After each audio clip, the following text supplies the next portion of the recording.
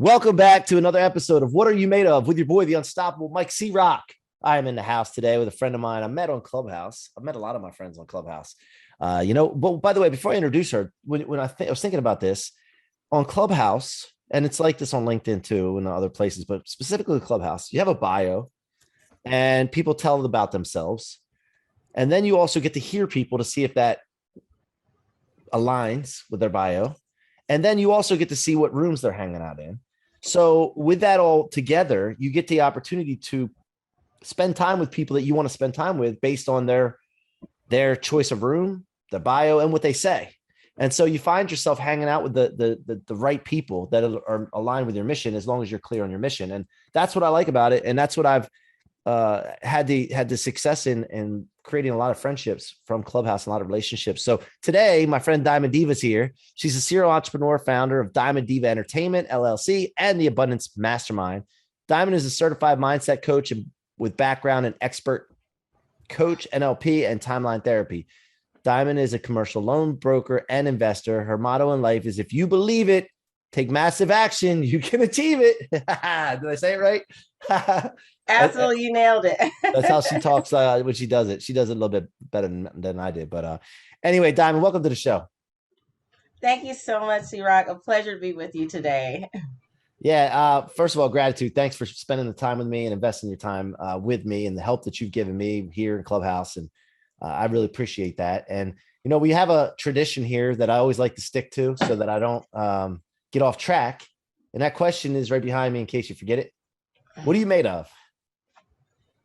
Great question. I don't think anyone's actually asked me in that way. So I'll start out saying that I'm a woman of faith, a mother, an entrepreneur, someone who truly understands that everything that's happening in my life is happening for me. I'm a survivor. I'm a thriver. As stated, I'm a coach. I'm a investor. And I'm someone who just really celebrates every single day as a gift. And I think it's such a great question to ask because sometimes people don't know what they're made of. But I've been on this journey for a while and I've learned that I've been made of some incredible things that I love to share with the world. So thank you so much. That's great. Well, where are you located, by the way? I'm in Atlanta, Georgia. Okay. Atlanta. All right, cool. So let's dig into this a little bit because I heard you say something the other day. And again, you just like to speak life and you didn't like to speak what happened, but we got to dig a little bit here. Okay. If you come on the show, we got to dig a little bit and we can frame it so that it speaks life. But we got to get raw and vulnerable here because that's the only way we really can help people. Right. So take me back to being a child, first of all, and what growing up was like, where you grew up, what was your family like, that kind of stuff. Great question. I was raised in a military family. Both of my parents were in the Army. And as a result of that, we did a lot of traveling when I was very young. And at some point when I was really young, my parents divorced, and that actually left me with my mother as a single parent. And so she sent me to my grandmother to live. And so I lived with my grandmother for most of my young adult childhood into my adult life. And that put me in a different perspective of what family actually looks like. But overall, I will say this. I had an absolutely wonderful childhood. My grandmother is the classic Southern grandmother, cooking yams and greens and all those holiday meals. She played the piano. She was into arts and crafts, sewing. She taught me how to sew, how to play the piano, how to do all sorts of things that really brought out some great qualities that I still celebrate myself today. And so I would say my childhood was good. I spent a lot of time outdoors playing. That was the motto, get outside and play. So I had a lot of adventures there. And then also when I was in this house, we did a lot of things with arts and crafts, which allowed me to really cultivate my creative side as well. Awesome, man. I love it. So then how old were you when your parents got divorced? I want to say I was probably 2 or 3. I was Okay. Yeah. very, Really very young. young. Yeah. Hmm. See, I don't remember my parents ever together. They were married, but because I saw wedding pictures, but I don't remember like them ever like being together whatsoever. And so, yeah, that's a journey that, you see other people and they have their dad and mom together as you're growing up and you're like, I guess that's the way it's supposed to be for them. But me, I mean, it is what it is. And spent a lot of time with my grandparents as well. So, I can definitely relate to that. So then as you got up into a teenage years and all that, like, did you go to college? Like what was that like? Yes, I did. I had a scholarship to go to Marshall University as a part of their ROTC program. Wait a minute, So I thought, You said Marshall in West yes, Virginia? Yeah, yeah, yeah. That's where Randy yes. Moss went. Yep, go her. In fact, I went there the years, I'm going to say after him. He was probably like a senior about to graduate or something like that. He was before my time. But I do remember Randy Moss, Chad Pennington, they all went to NFL. And Marshall has a pretty strong history in football, as you know. But yes, so when I went to Marshall, I was on scholarship there for the ROTC program. I ended up going in as an Army officer after completing school there, and I studied business administration with the emphasis in human resources. Gotcha. So like, where did any challenges that you've had in your life start? I love all the good, but like, we got to get into some things that you overcame. Like what are the mountains you overcame? Like, Well, when was the first one when you first saw a mountain, you're like, oh shoot, what am I gonna do? well, I would say my challenges came after I exited the military. So I didn't retire. I chose a different path. At that point in my life, my grandmother, the one who raised me, started suffering from Alzheimer's disease. And this was actually a big deal for our family. At one point, she was living with her daughter, her son, my uncle, and I, and that didn't work out. So she ended up moving in with my mom. That didn't work out. And so at that point, I was coming back from Korea. I was stationed there and I had the opportunity to exit. And so I chose to go ahead and complete my service and spend time with her and take care of her.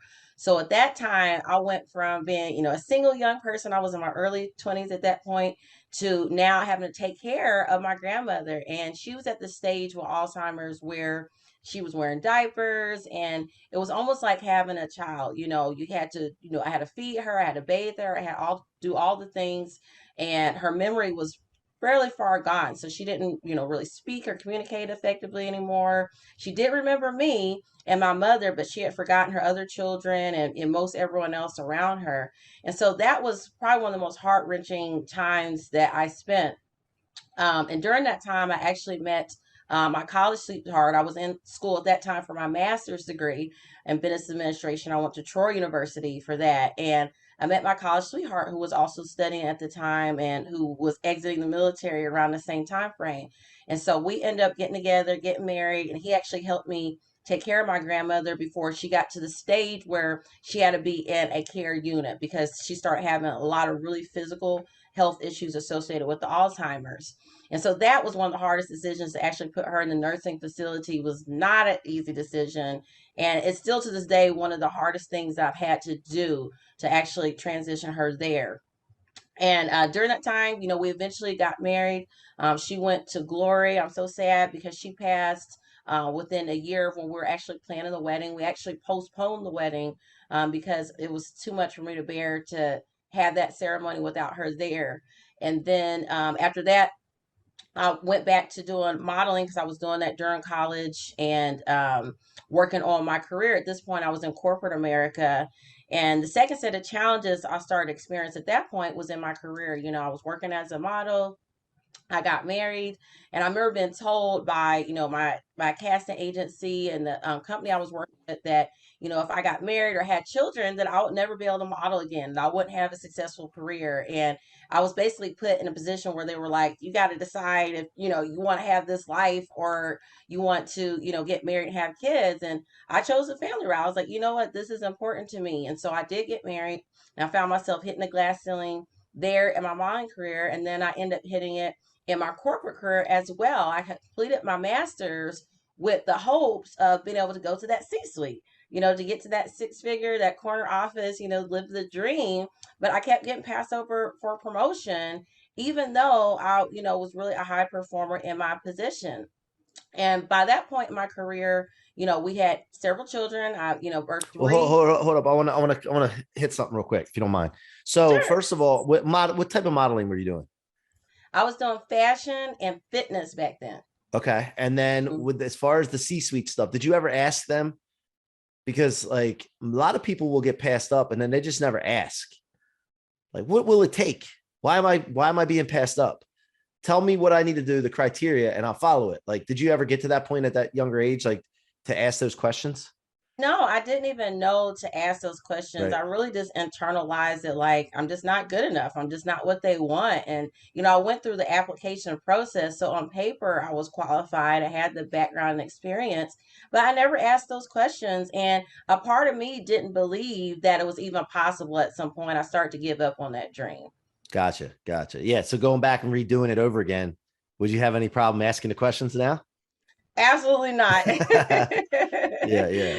And, Yeah. my mindset's completely different, and I understand now that what's for me is for me. And even though that was a challenging time, the good thing that came out of it is I found the path to entrepreneurship, which is actually more in alignment with where I want to go and who I ultimately am. And so I'm actually grateful for that, because if I would have actually earned those C-suite positions, then I wouldn't have pursued entrepreneurship. I wouldn't even have the time, quite frankly, because those positions did require more travel. I was doing about 50% travel with my position at the time. And I would have been going up to 80% and would have just had more demands, more money, more Hmm. responsibility, right? And so thinking about that was actually a gift in disguise. And so that was the first glass ceiling modeling career, corporate career. And then after having our children, my oldest two sons were diagnosed with sickle cell disease. So you said you wanted the setbacks. You get all Yeah. of them Yeah. Yeah. today. No, that's Okay. because that's what yeah, because like people like be listening to you on Clubhouse and stuff, and then and they don't know this stuff, then they think that you just got to where you are and as eloquent as you are and being able to deliver the message that you deliver every time, you just got there and you didn't have this. This is important. So It's true. And I don't share this story very often because, like you said, it's not always appropriate. But I do think it's important, in forums like this. And when you do have the opportunity to let people know about the journey. And so, yes, as you can see, there were some setbacks along the way. And having my children diagnosed with sickle cell disease was a huge shocker. Prior to their diagnosis, I had no clue what sickle cell was. And for those of you who may not know, it's actually a genetic blood disorder. And so what happens is your red blood cells, instead of being round, soft, and sticky like donut shape, they actually become hard, and they get clumped together in their C or sickle shape. And you can literally have complications anywhere in the body that blood flows. So you can imagine and it's, significant because it is a life-threatening condition. There are no widely accepted cures. There's a lot of testing and research that needs to be done, and it's underfunded. And it primarily affects African American people. And so it's one of those things that I didn't even know I had the trait for, because you have to have the genetic genes to have it. But my husband did. He actually comes from a family that has, a strong history with sickle cell complications. His grandmother and his aunt actually passed from it. And he carries the S trait, which is the dominant trait for causing the disease. I had the less dominant trait, which is the C trait, which doesn't cause any complications in me. But when you combine the S with the C, then that's when you have the disease present. And it's actually only a 25% chance. But my children, my two oldest sons, actually had it. And I remember after they got diagnosed, sitting down with the geneticists, and they were basically telling us we shouldn't have any more children. And that was really gut wrenching to be told that, when we had a dream of having three children or more, because we really love kids, and to be told you guys shouldn't have any more kids because of this thing that's beyond our control, was really, really hard. And during that time, just to kind of put a bow on this, they went through a lot of hospitalizations and complications. One of the most common side effects of sickle cell disease is what they call pain crises, and that's where the sickle cells, they literally get trapped in certain parts of your body. For example, my middle son Daniel, he actually had the sickle cells get caught in his spleen, and it expanded and swelled up to the point that he had to have it removed. yeah. It's that serious. Yes. And so as a result of that, a lot of the stress came upon us and our family. We did end up having another child who, by God's grace, does not have the trait or the disease. He's in that 25% that doesn't have any complications. But shortly after that, my marriage ended. And I will tell you, the storm and the snowball of all those things combined, my career, modeling, as well as corporate, now, my kids being diagnosed. And then the cherry on top was when my husband, who I feel like in retrospect could not manage the stress of all these things, he ended up going to a life of drugs and alcohol. He self medicated to get through what we were going through. And, I will tell you, it was some challenging times. And it just goes to show that two people can experience the same things and have different reactions. And for him, Mhm. he chose the path of self-medicating and went down this rabbit hole of drug and alcohol addiction, which to this day, quite frankly, he's working through. And we divorced. He walked out and like literally left our family. And so that put me in actually the lowest place I've ever experienced in my life. And I had to figure it out. I had to figure out, what do I do now? How do I turn this setback that most people, haven't quite frankly been able to recover from, and turn it into my comeback?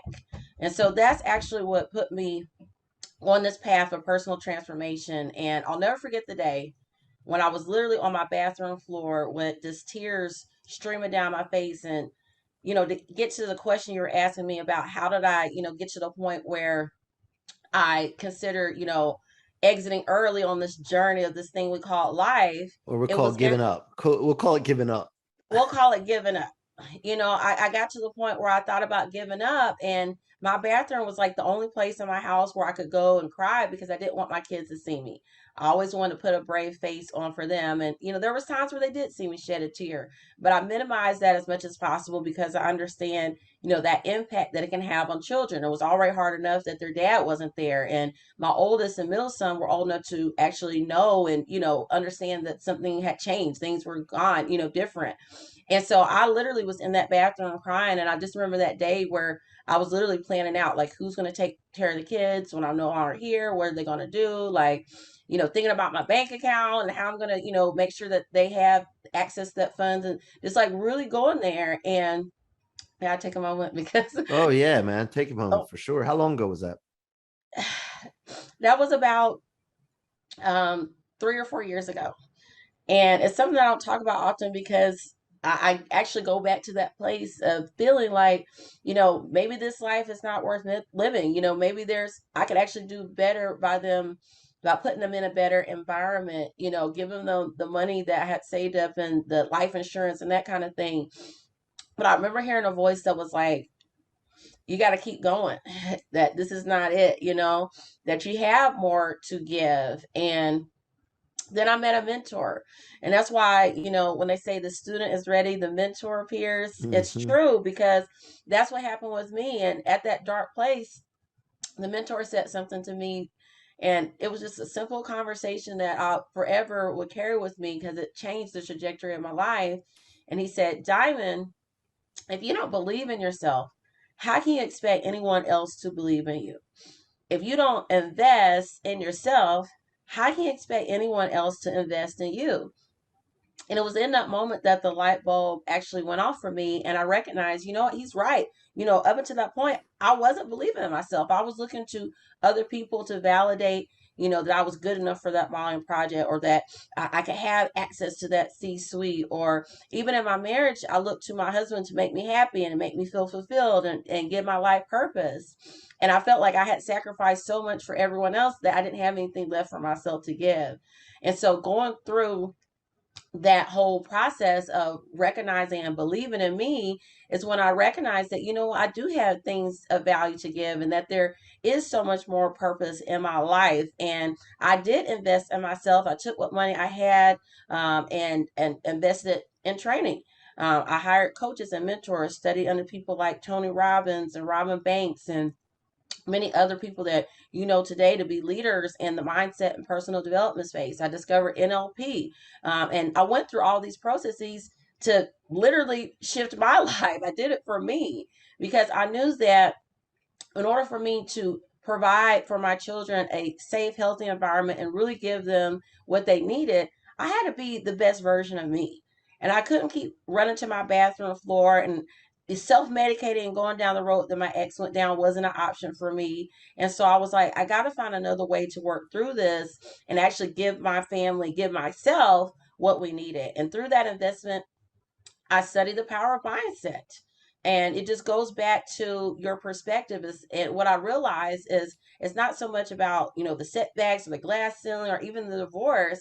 It's what do I receive from it? What are my perceptions? What is my perspective? What is the lesson, the value? What's the feedback? Where's the opportunity? And that's what I learned mindset's all about. And then also going through the process of reprogramming some of those limiting beliefs and ideas and patterns that I had picked up of not feeling like I was enough. And one of the things I discovered through that journey was I had basically married a man that was much like my father who left our family. I had repeated the pattern, if you will, Hmm. and I was seeking to break that pattern by repeating the pattern. And that's what a lot of people do. You do the same thing, Yeah. get the same results, expecting a different outcome. But no, you got to be the one to break that pattern. You got to disrupt that thought process. And, I had the scarcity mindset even back then of thinking I wasn't good enough. I wasn't good enough. That's why my father left. I internalized that. I wasn't good enough. That's why my mother sent me to live with my grandmother. She didn't want to take care of me. I wasn't good enough for her to raise. I had all these thoughts in my mind and stories that I told myself that weren't true, I discovered later, but I believed them, internalized them. And so, it was just been an incredible journey. And so just to summarize, that was the darkest place, but it's also my biggest victory now, because if it had not been for Hmm. that snowball of experiences, I wouldn't be the woman I am today. Yeah, 100%, 100%. So when you say this, like in my studies and through my experience, I look back and I understand that every time I had a failure, where I had basically failure to me, we got to get a return on it. We talked about this offline, but the other thing about failure stems from an underestimation of effort. So you estimate the certain amount of effort for something, you underestimate it or you're off, and then you have a failure. Then the best thing you have to do is to adjust based on your estimation of that failure for the next time. And most people will make a decision right after that failure that is not pointed to the target of underestimation of effort. They point it to something else, a totally wrong target, which is what we call an excuse or a story, to make themselves feel better that they failed. And then they Right. don't change their condition.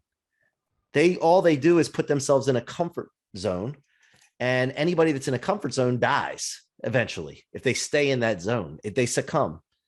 And so the fact of the matter is, we have to look at the decisions we've made after we failed and make sure that we're pointing it back to ourselves, not to take blame and fault, but understanding that we underestimated effort in that particular action. And so in what ways did you do that to heal yourself and to change your belief system? Was that part of the process at all, going back and looking at what you were blaming and being more of the effect and the cause and not paying attention to the level of responsibility that you had and going from a puppet to now being the puppet master? Absolutely. And it's that distinction that allowed me to actually move from being in that deflated and depressed state to actually being in that empowered state of mind. And one of the things that allowed me to make that transition was learning about the universal laws. And you just touched on one, and it's the universal law of cause and effect. And most of us know that for every cause, there is an effect, and for every effect, there is a cause. But there's also another distinction that allowed me to get an even deeper insight on this, and that there are primarily two types of people in the world. There are people that live in cause who take responsibility for the things that happen in their life. They understand that they are the creator of their existence, and they intentionally take actions to make the necessary changes to get the results. Then you have people who live in effect, and they believe that life is just happening to them, that life is just a series of random events. And if the results that they see in their life are failure, they often play the victim and point to other people, other things as being the reason why they're in that state. And they don't take the necessary action steps to make a change. And what I will tell you is, when I found myself on that bathroom floor, when I found myself hitting those glass ceilings, I was living in effect.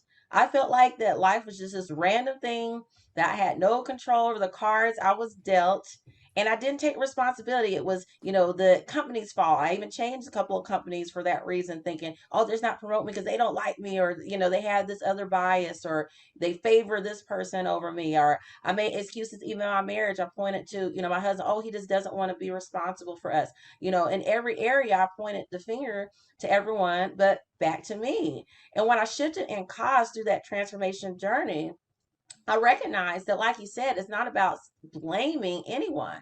It's about understanding that we get to choose our thoughts, our words, and our action steps. And even if we misstep and we stumble or we find ourselves in an undesirable situation, that we also get to change that as well. We also get to create our reality and take Hmm. responsibility. And that was actually one of the most empowering things for me, because up until that point, I just felt like, man, this is so unfair. Why couldn't I be born into that family that has all the things? Or, why couldn't I be in this situation where I get, everything handed to me on the red carpet?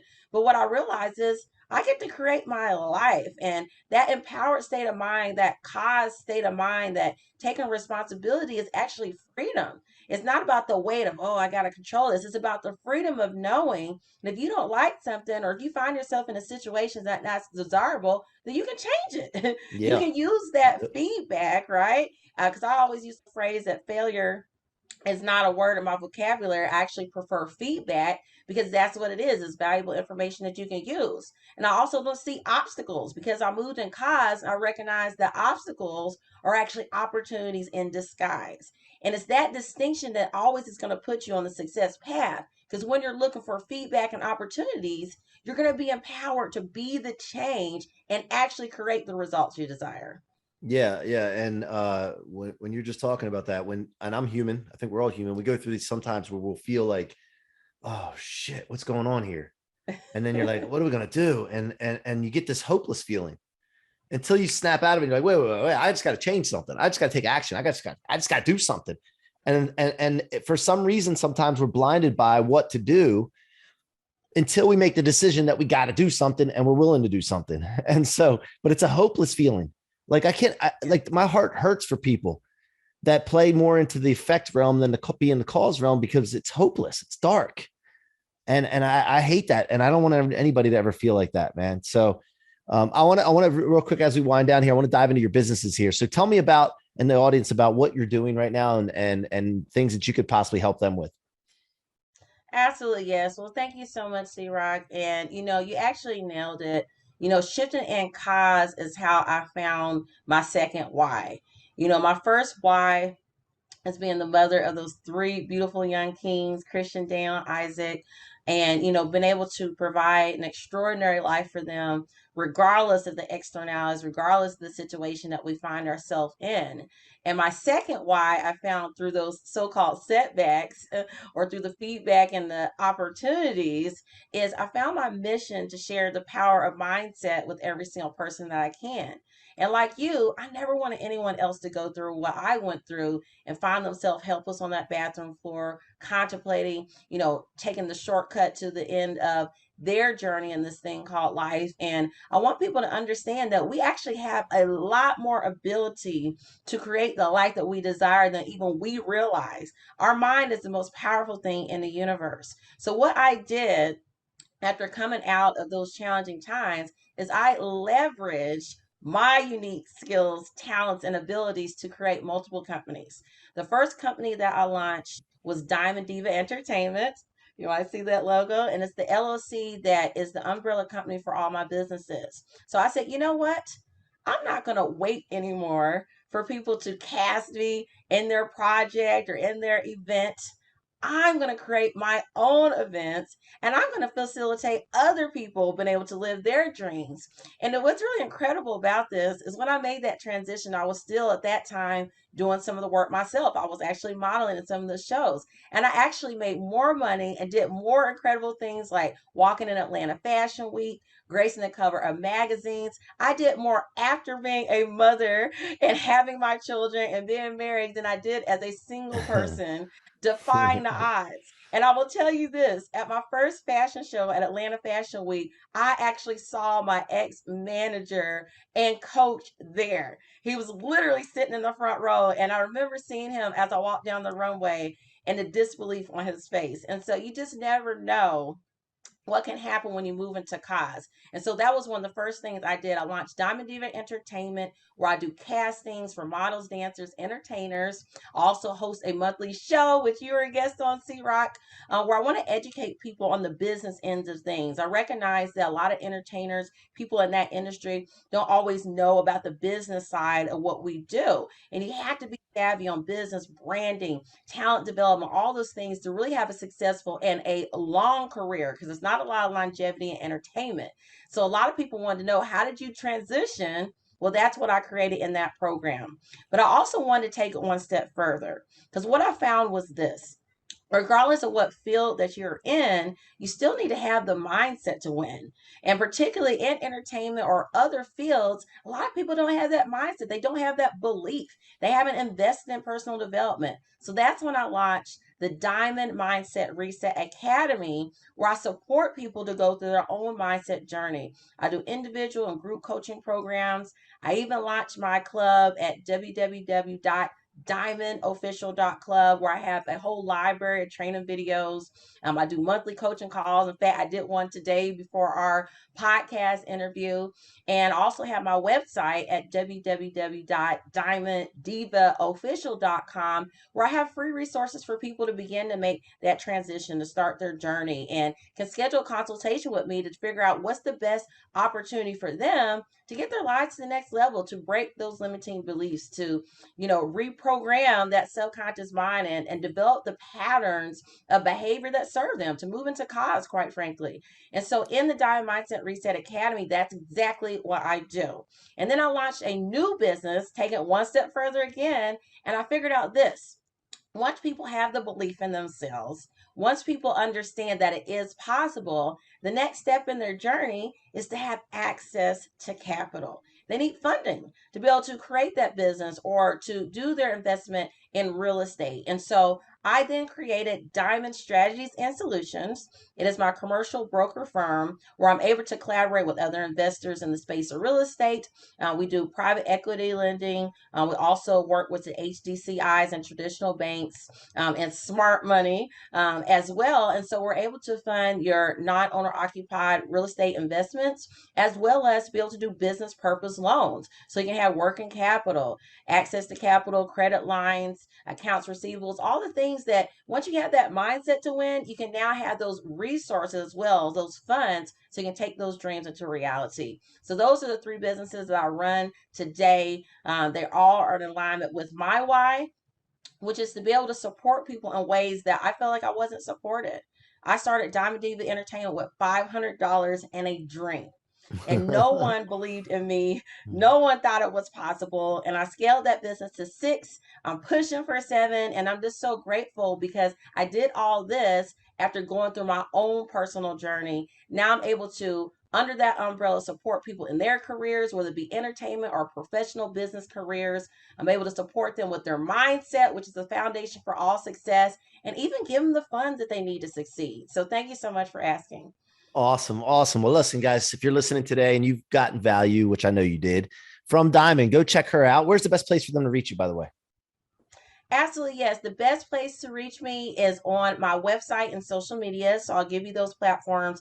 If you want to learn more about all the different things that I do and even pick up some freebies, because I like to give people resources they can use immediately, you can head to my main website at www.diamonddivaofficial.com. And on that website, you'll see a sign up form there where you can actually schedule a complimentary call with me to figure out what is the best program for you. Is it access to capital? Is it mindset? What resources and tools can we support you with?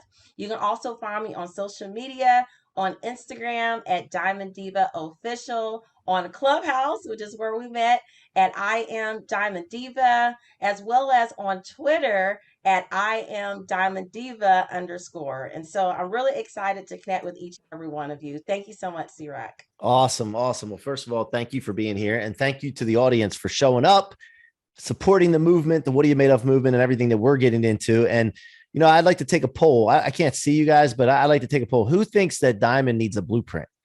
Who thinks that Diamond needs?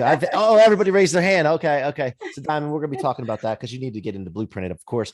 Anyway, thank you for being here, guys. Keep coming back, keep supporting us, and share this. Go to the YouTube channel. You can watch these if you like to watch them instead of listen. At Mike C-Roc, Ciorrocco. And look, man, you can find me anywhere as well. You know, I'm all over the place. Go check some stuff out that I'm putting out. We're putting out new content every single day.